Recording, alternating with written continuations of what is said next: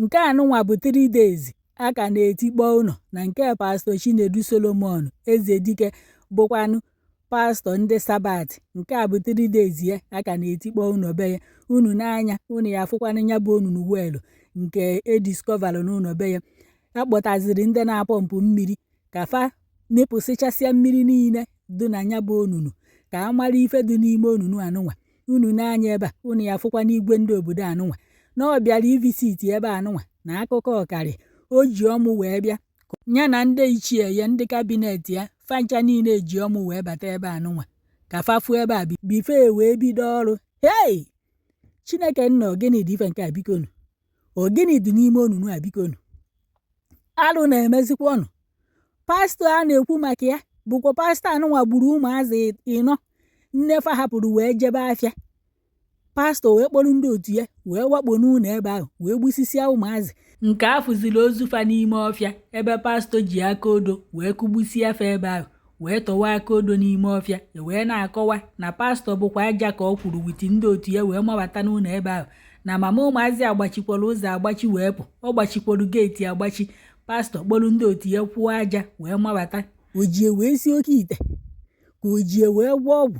Unu mana ife anụnwa na-eme na Ibagwa aka Igbo Eze nke dị n'Enugu steeti n'ebe a ka alụ anụnwa na-eme.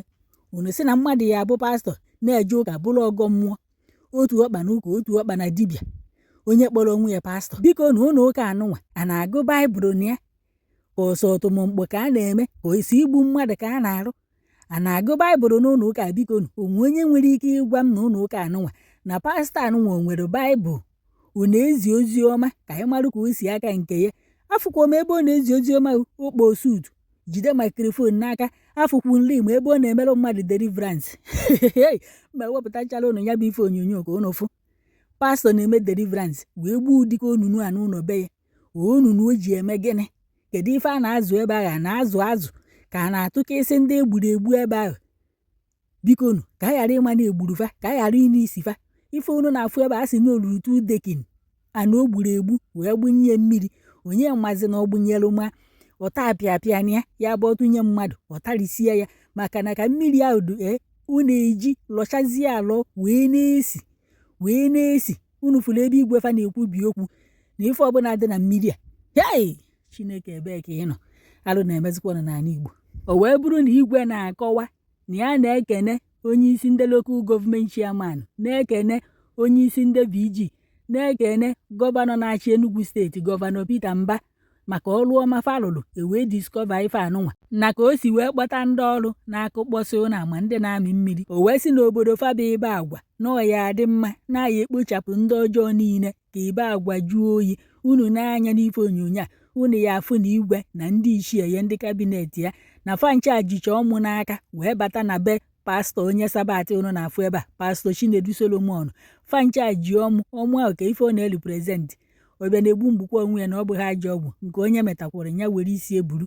Fancha ji ọmụ wee bata n'ime ngwurube nwoke anụnwa unu na-afụ ebe anụnwa. Kedu na ife anyị akpụ ụdịka ajọ ife na-emezi n'ala Igbo? Bikonu ebidogokwa imi ya bụ mmiri. Nke a bụ 3 days a na-akụkpọ ụlọ na nke pastọ. 3 days ya kịta anụnwa ka a na-akụkpọ ụlọ na nke pastọ. Gwagodunu m ụlọ ejidegoro ndị na-atọ mmadụ mụ nke a ewee kụkpọọ ya 3 days kịta anụnwa. Na adịjọ na oyi elu 5 days ma 1 week maka aka na-amị mmiri. Amabeghị mgbe si ya amịcha anya bụ mmiri a na-amịpụtasị ya ọkwa amịpụtacha mmiri niile anụnwa ewee riwe ebe ahụ maka na osisi na gbogbotigbo juru ebe ahụ ka nkụ. Unu fụ katapila yeti katapila ahụ ọnụ ya nya uti isi oyi ruo ebe ahụ ọhụ mmadụ ya abanyezi ebe ahụ iwe kpositawa ife niile dị ebe ahụ ka mara ife dị ya.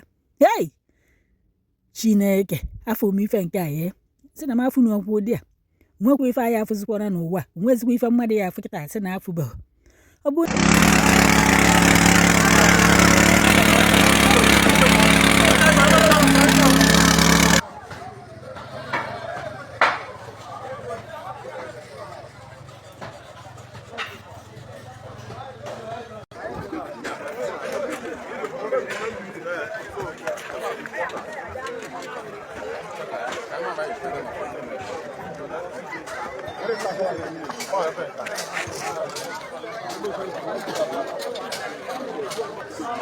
Igwe!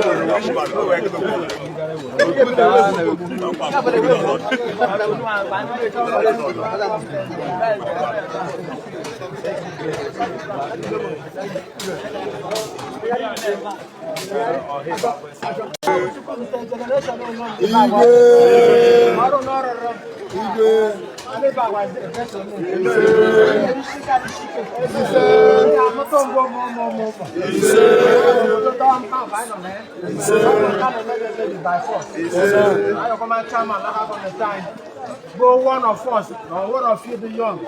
We're walking. Then the governor by young. Where me? I'm no good. I can have my I am put them back. His Excellency the Governor. The Governor is Honorable Ferdinand Chiruche. Nay, how about your book? When a Baba, they are no book. Koromo jani gana roro no. We liberate Ibagwa. Ibagwa the man liberated. Money go as and I paronya na ante so obi andi go ka abia. Na wo hi Ibagwa na mu church mama. Aba go abia ba. Ngba go abia no ya won bi go am na ya mo ra my phone na ya abia. Ngba ya bi na so ko no ga wan. If I go happy. Ibagwa church I like my united purpose. No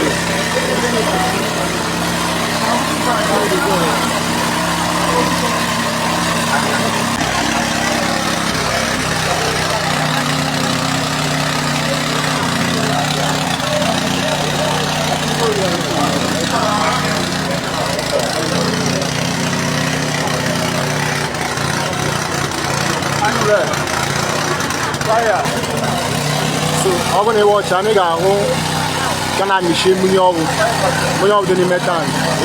Tank I love a good tank we go so one way go one way window, one way door. Ilayana and Misha, okay, in my back. Yes.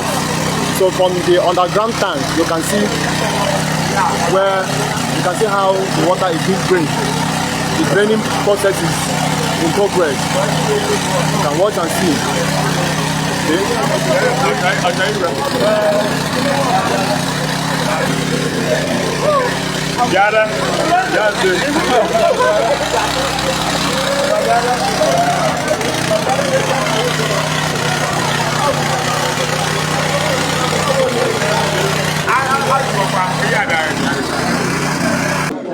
Okay, after excavator has pulled out some parts of the wall where a wall was found without window and doors. So here it is, a draining of the well is about to commence. You can see excavator that pull off a part of the wall. Here, this is the excavator. Then here is the foundation. Then this is the wall, and this is the well.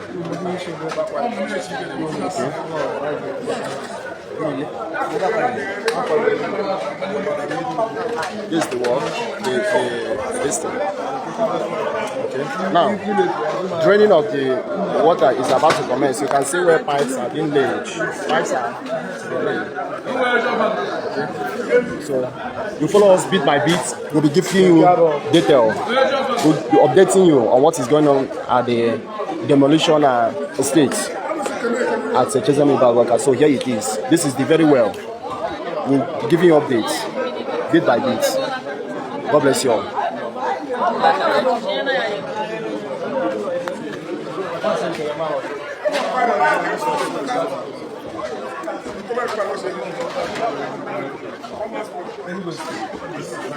Part of the wall has been cracked. So it will be after draining. After draining the water, then we'll be able to see if anything is in. Like I told you yesterday, this is an unidentified soluble that we find here. So follow us.